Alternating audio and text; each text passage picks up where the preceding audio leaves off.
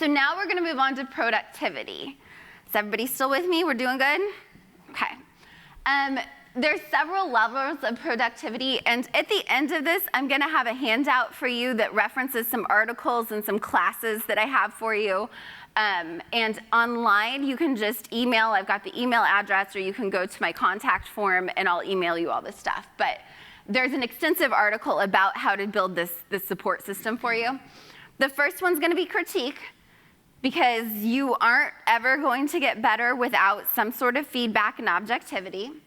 Mentorship falls into this, as well as the emotional support category. And then accountability, and that's where your fuzzy little friends are gonna come in sometimes. So for critique support, you've got critique groups. Kansas City Writers Group has a table. Woodney Story Center also has a table. I know both of those offer critique groups of some sort. And so a group is a good experience because you get feedback from a lot of people. And all of these critique people are helping you build a discernment muscle.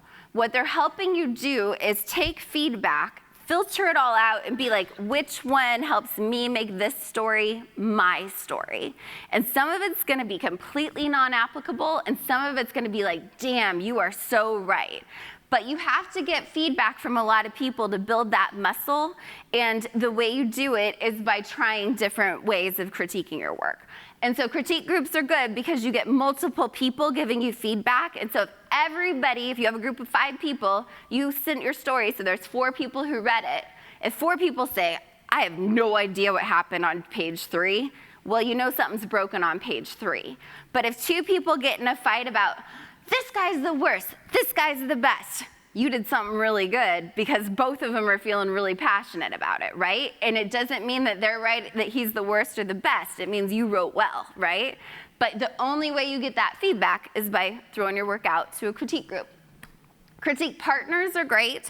I've had my critique partner for over a decade. We write in different genres, and it's been really helpful. And a critique partner is someone, I would say, they should be at the same, I call it seriosity level as you. So if you're just a hobby writer, that is perfectly fine. Find another hobby writer. But if you're a writer who's wanting to build a career and you want to meet every week, find somebody who has that same sort of career ambition, because you're going to keep pushing each other on that as well as your critiques.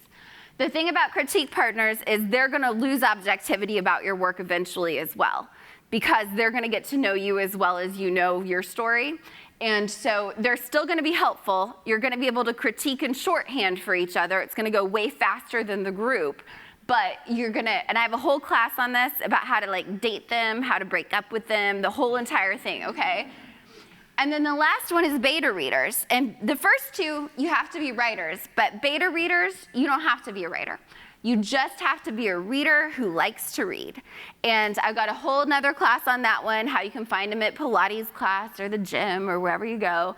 And the main thing about beta readers is they're giving you fresh, objective feedback.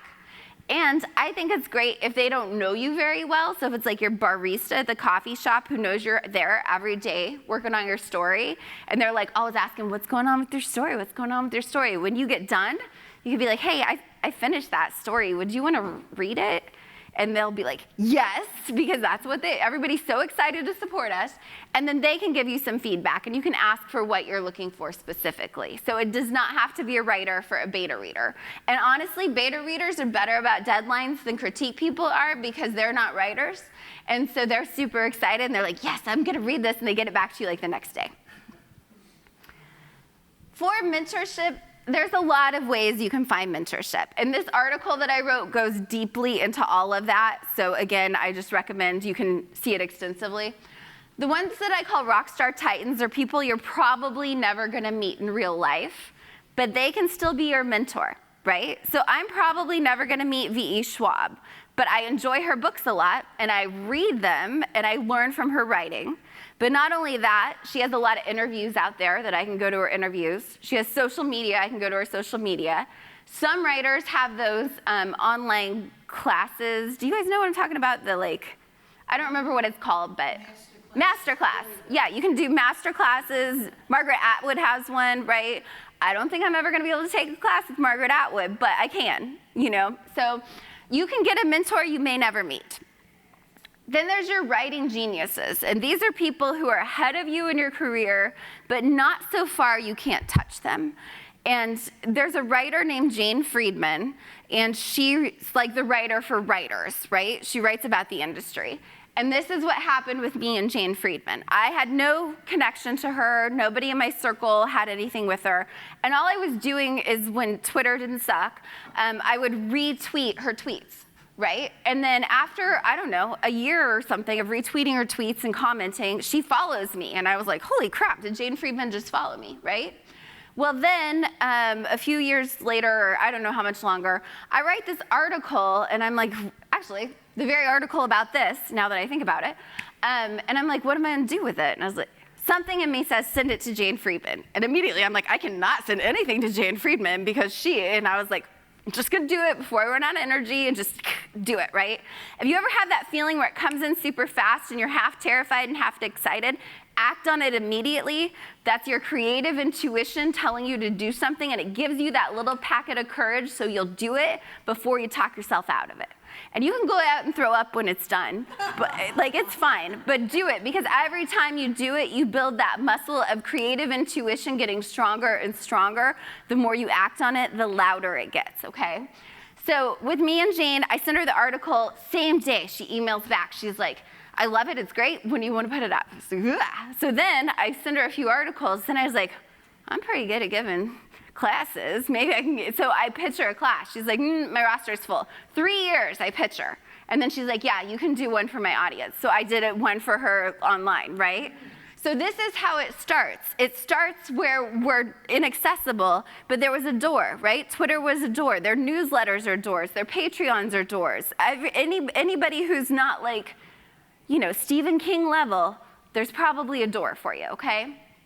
And then you have your working role models, who are people like me. And these are people that you've met in real life, who do what you want to do. You feel like there's some sort of connection, or they speak in a language that just resonates with you. And once you've met them, then you have a door to open up to them. And I can tell you, in my experience, the writing community is very supportive and very nice. And when I presented at the Nebulas, I was terrified because I knew no one there, and I was going to California and everything. And I walked in, and the first person I saw was a science fiction writer from Kansas City. And I was just like, oh my gosh, I'm so glad to see you, Christine. And everybody there was just so kind and enveloping, right? So if you're scared to make community, I promise you, writers' conferences, I've never had anyone be like, I'm busy, don't talk to me, you know, like.